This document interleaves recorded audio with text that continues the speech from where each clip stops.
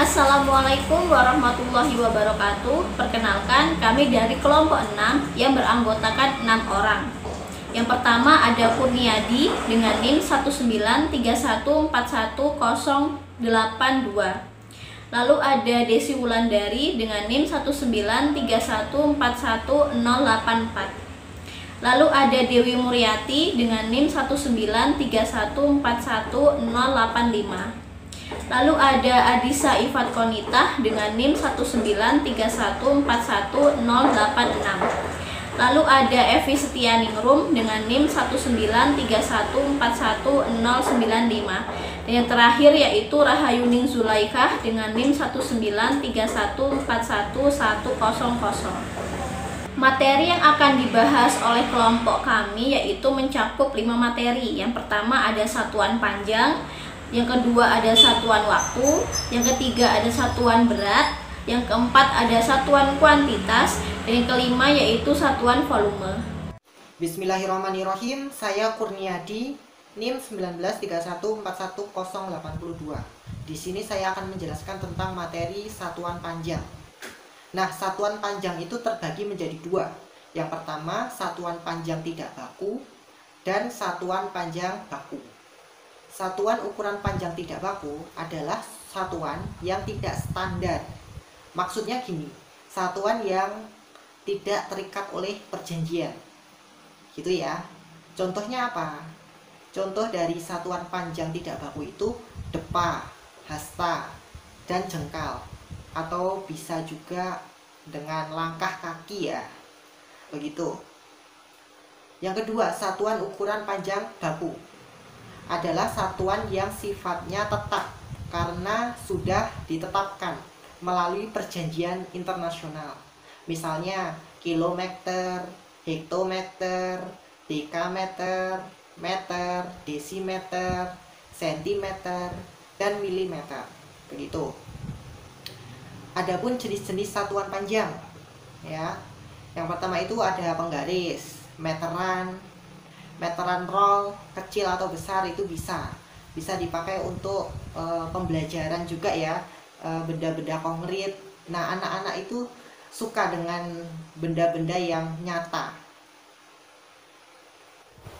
Baiklah, untuk materi selanjutnya itu strategi pengenalan satuan panjang.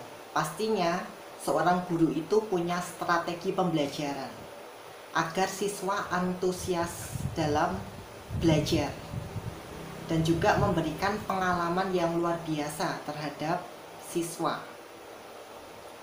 Oke, adapun strategi pengenalan satuan panjang itu, yang pertama, guru itu harus membuat RPP, rancangan pelaksanaan pembelajaran. Karena RPP ini acuan untuk guru dalam proses belajar mengajar. Yang kedua, pada awal pembelajaran itu dimulai dengan berdoa, kemudian apresiasi atau tanya jawab. Yang ketiga, pada kegiatan inti pembelajaran, guru dengan materi satuan panjang itu menunjukkan benda-benda yang real, benda-benda yang konkret terhadap satuan panjang baku dan tidak baku. Itu akan memikat siswa atau antusias dalam menerima materi. Yang keempat, siswa bisa mengukur misalnya mejanya ya, meja masing-masing siswa dengan jengkal, kemudian dengan penggaris, itu bisa ya. Yang kelima, guru ada sesi tanya jawab dan memberikan penguatan berupa kesimpulan dari materi itu tadi. Yang keenam, selanjutnya guru membagi ke dalam kelompok-kelompok kecil ya, terdiri dari 4 atau 6 siswa. Tiap kelompok itu diberi tugas untuk mengukur benda-benda yang ada di kelas, misalnya mengukur pensil, mengukur buku paket, dan teman-temannya.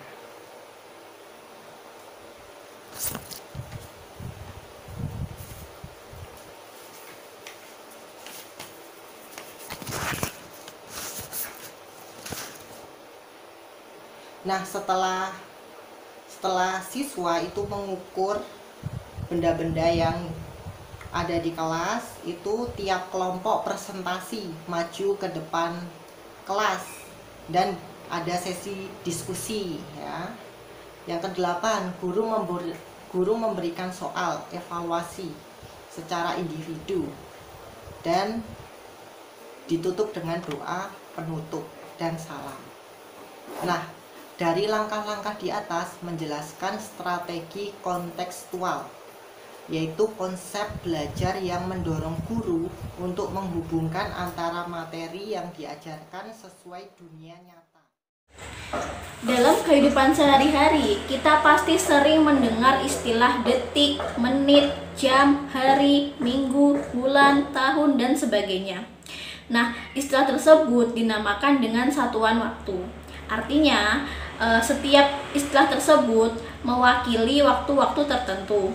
Contohnya, 1 menit itu ada 60 detik, 1 jam itu ada 60 menit, 1 hari itu ada 24 jam, 1 minggu itu ada 7 hari, 1 bulan itu ada 30 hari, 1 bulan itu juga terdapat 4 minggu, 1 semester itu ada 6 bulan, 1 tahun itu ada 365 hari, 1 lustrum itu ada 5 tahun, 1 windu itu 8 tahun, 1 dasawarsa itu 10 tahun, dan 1 abad itu 100 tahun. Strategi yang digunakan untuk mengenalkan pembelajaran satuan waktu ini yaitu dapat menggunakan strategi cooperative learning tipe talking stick. Cooperative learning adalah sebuah strategi yang membentuk siswa menjadi kelompok-kelompok di dalam kelas. Diharapkan dengan menggunakan strategi cooperative learning ini, pembelajaran akan berlangsung dengan aktif dan menyenangkan, serta siswa akan lebih mudah memahami materi, dan apabila siswa menemukan kesulitan dalam materi, mereka dapat mendiskusikannya dengan teman satu kelompok. Siswa akan mendapatkan manfaat dari strategi cooperative learning ini apabila strategi cooperative learning ini dapat berjalan dengan lancar dan baik. Dan tipe talking stick ini dilakukan dengan cara guru memberikan materi dan tugas kepada setiap kelompok. Guru menginstruksikan kepada setiap kelompok untuk dapat memahami materi terlebih dahulu dan mengerjakan tugas yang telah diberikan oleh guru. Setelah siswa selesai mengerjakan tugas, guru akan memutar tongkat yang telah dibawanya. Guru akan menunjuk salah satu siswa untuk dapat memutarkan tongkat tersebut. Siswa yang lain memperhatikan putaran dari tongkat tersebut. Saat tongkat tersebut berhenti pada salah satu siswa, maka siswa tersebut harus menjawab pertanyaan dari guru. Dan begitu pun seterusnya. Sedangkan untuk penerapan pada pembelajaran, yaitu pada pertama kali guru dapat memberikan arahan kepada siswa tentang apa yang akan kita bahas pada pembelajaran kali ini. Setelah itu guru akan membagi siswa ke dalam kelompok-kelompok kecil. Nah, setelah itu guru akan memberikan sedikit materi kepada siswa berkaitan dengan pembelajaran kali ini. Guru akan memberikan materi dan tugas kepada setiap kelompok yang telah dibentuk tadi. Siswa per kelompok akan berdiskusi dan memahami materi secara bersama-sama. Setelah siswa selesai mengerjakan tugas dari guru, maka guru akan memutar tongkat. Guru dapat menunjuk salah satu siswa untuk memutar tongkat tersebut. Siswa yang lain memperhatikan putaran dari tongkat tersebut. Saat tongkat berhenti pada satu siswa, maka siswa tersebut harus menjawab pertanyaan dari guru. Dan begitu pun selanjutnya sampai permainan selesai. Dan di akhir pembelajaran, guru dapat melakukan evaluasi terhadap permainan dan materi yang telah dilakukan pada pembelajaran kali ini. Nah, di sini saya akan membahas tentang satuan berat. Satuan berat adalah salah satu ilmu sains atau ilmu eksak yang biasa disebut berdasarkan satuan internasional. Berat memiliki besaran kilogram. Hakikat dasar pengukuran berat yaitu membandingkan berat antara satu dengan yang lain yang sebelumnya sudah diketahui. Beberapa yang tergolong dalam satuan berat antara lain kuintal, ton, hektogram, dekagram, sentigram, dan desigram, yang terakhir ada miligram. Di gambar tertera ada sebuah tangga satuan berat. Apabila naik maka akan dibagi, dan apabila turun maka nilainya akan dikali dengan nilai jarak 10. Nah, dari beberapa satuan berat tadi yang telah saya sebutkan digunakan untuk mengukur sebuah benda atau barang sesuai dengan beratnya masing-masing. Mereka tidak bisa digunakan dalam mengukur berat yang hanya sembarangan. Maka dari itu, apabila kita mengukur ton, berarti kita juga bisa mencari berapa gram berat yang telah kita ukur dengan cara menggunakan tangga satuan berat. Mungkin cukup sekian untuk penjelasan dari satuan berat. Akan dilanjutkan dengan materi selanjutnya. Melanjutkan materi yang sebelumnya, selanjutnya yaitu kita akan membahas tentang materi satuan kuantitas. Kuantitas yaitu berhubungan dengan angka dari banyak atau jumlah sesuatu benda dan lain sebagainya, serta bisa didapatkan melalui proses pengukuran. Sedangkan satuan kuantitas yaitu menerangkan ukuran banyaknya atau jumlah dari beberapa benda. Satuan ukuran kuantitas yaitu ada lusin, kodi, gross, dan rem. Nah, jenis-jenis satuan kuantitas yaitu lusin, satuan ukuran pada banyak yang jumlahnya 12 buah atau kelipatannya. Misalnya, bendanya yaitu mangkok, piring, gelas, sendok, dan garpu. Contoh soalnya, 5 lusin sendok sama dengan berapa buah? Jadinya 5 dikali 12 sama dengan 60 buah. Selanjutnya, gross merupakan satuan ukuran pada barang yang jumlahnya 144 buah atau kelipatannya. Misalnya bendanya yaitu manek-manek, kelereng, dan kancing baju. Contohnya yaitu 4 gross kancing baju, 4 dikali 12 lusin yaitu 48 lusin. Sedangkan 48 lusin dikali 12 sama dengan 576 buah. Jadi 4 gross itu 576 buah. Selanjutnya kodi, yaitu satuan yang digunakan untuk benda yang jumlahnya 20 lembar atau kelipatannya. Misalnya seperti kain, pakaian, dan sarung. Contohnya seperti ini, 5 kodi kain selimut, 5 dikali 20 potong sama dengan 100 potong. Jenis yang terakhir yaitu rim. Rim yaitu satuan ukuran pada kertas yang jumlahnya 500 lembar atau kelipatannya. Misalnya seperti kertas HVS. Contohnya yaitu 8 rim kertas kalkir. Jadi 8 dikali 500 lembar sama dengan 4000 lembar. Jadi 8 rim itu terdapat 4000 lembar. Saya Rahayuning Zulaikha dengan NIM 193141100. Di sini saya akan melanjutkan materi tentang strategi pengenalan satuan kuantitas. Strategi yang dapat digunakan dalam pelaksanaan pembelajaran matematika materi satuan kuantitas yaitu menggunakan strategi contextual teaching learning. Contextual teaching learning merupakan strategi yang menekankan proses pembelajaran keterlibatan peserta didik secara penuh dengan menggunakan materi yang dipelajari atau dihubungkan dengan situasi kehidupan nyata, sehingga mendorong peserta didik dapat menerapkannya di kehidupan sehari-hari. Strategi ini membangun pengetahuan peserta didik dengan gagasan dari pengetahuan dan pengalamannya. Penggunaan strategi ini diharapkan mampu membuat siswa menemukan dan memahami suatu pertanyaan yang sulit serta mampu membuat pembelajaran aktif dan menyenangkan. Penggunaan strategi ini dapat dilakukan secara berkelompok maupun individu. Pada kegiatan awal strategi contextual teaching learning, guru dapat memberikan sedikit materi satuan kuantitas, kemudian memberikan sebuah pertanyaan berupa cerita, dapat secara lisan maupun tertulis yang diperlihatkan kepada peserta didik. Kemudian, guru dapat meminta peserta didik membacakan pertanyaan tersebut. Contoh soal materi satuan kuantitas misalnya, Adikku Tiara membeli sebuah pensil warna sebanyak 2 lusin. Pertanyaannya, berapa buah pensil warna dalam 2 lusin? Guru dapat memberikan 2 buah kotak berisi pensil warna dan menjelaskan kepada siswa 2 buah kotak ini yaitu 2 lusin dan menanyakan kepada siswa setiap lusin terdapat berapa pensil warna. Peserta didik dapat menghitung setiap kotak tersebut. Jawabannya 2 lusin, terdapat 24 buah.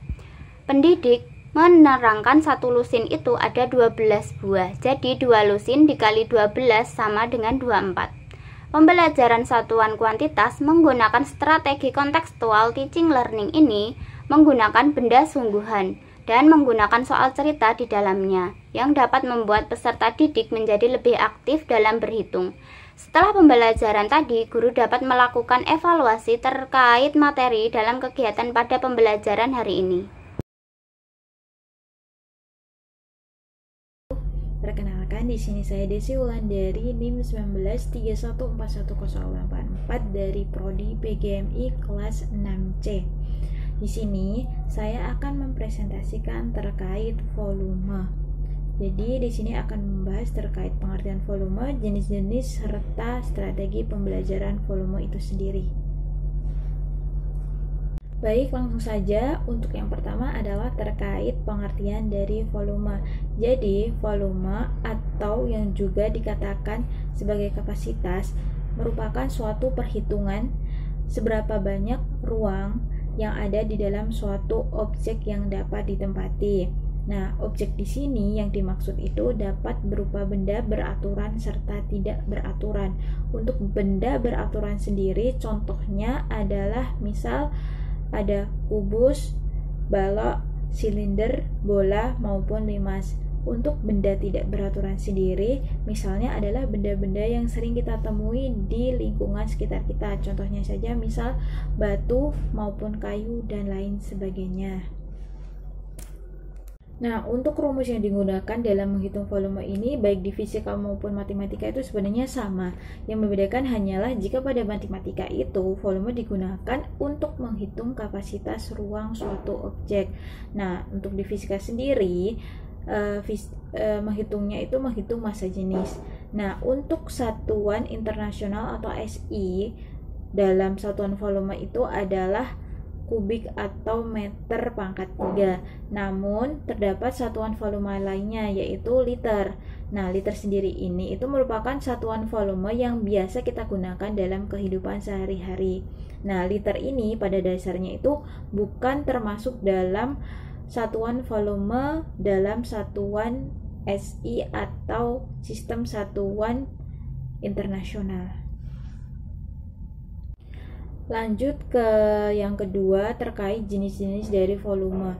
Untuk jenis-jenis volume sendiri di sini saya akan membahas terkait tangga volume satuan. Jadi dalam tangga satuan dari volume ini sebenarnya mirip bahkan serupa dengan tangga satuan yang digunakan untuk mengukur panjang atau luas.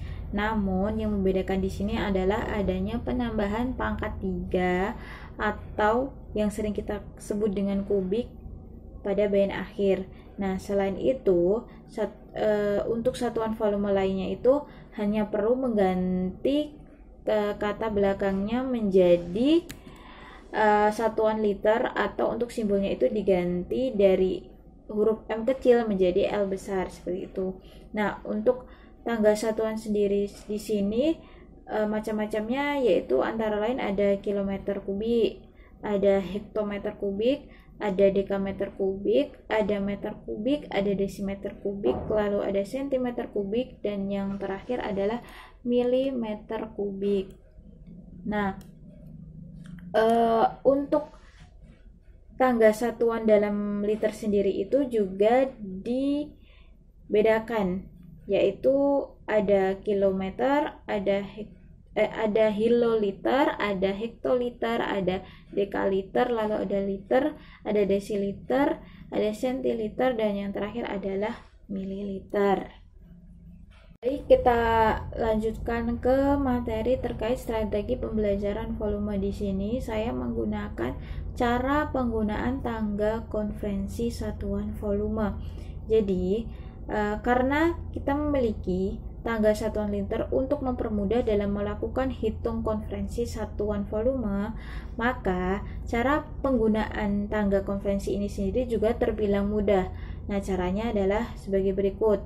Jadi, di tangga yang paling atas itu merupakan satuan volume tertinggi, sedangkan paling bawah adalah yang terendah. Nah, untuk menghitung konferensi kesatuan yang lebih besar, menghitungnya adalah dengan cara dibagi 10. Nah, sebaliknya, jika ingin kesatuan yang lebih kecil, maka dikali 10.